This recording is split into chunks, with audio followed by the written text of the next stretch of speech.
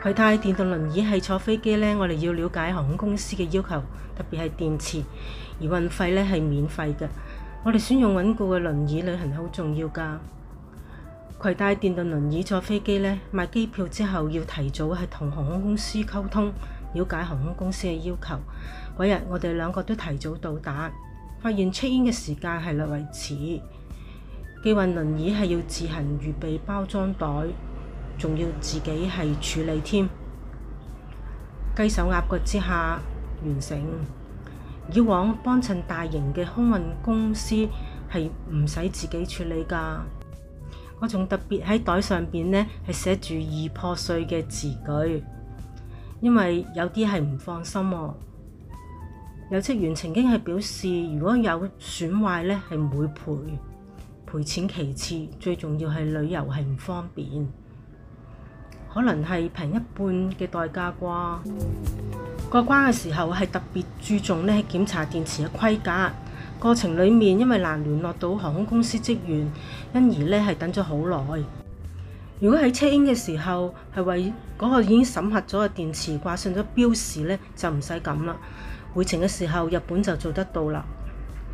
航班起飛嘅時間呢係喺凌晨1點45分。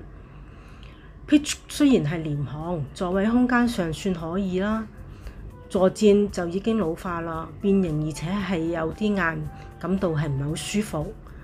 喺關西機場落機嘅時候就要使用長梯啦，因為唔方便上落樓梯而有特別嘅安排。你留意下日本人做事嘅程序一絲不苟，令到人特別係安心㗎。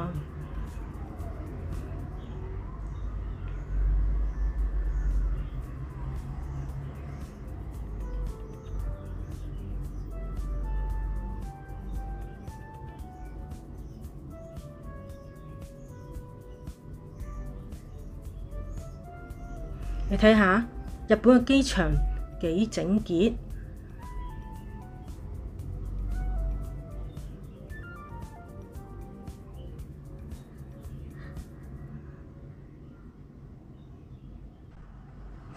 推輪椅嘅時候遇到上下坡，佢哋呢特別小心。回程嘅時候仲有2個人協助啊。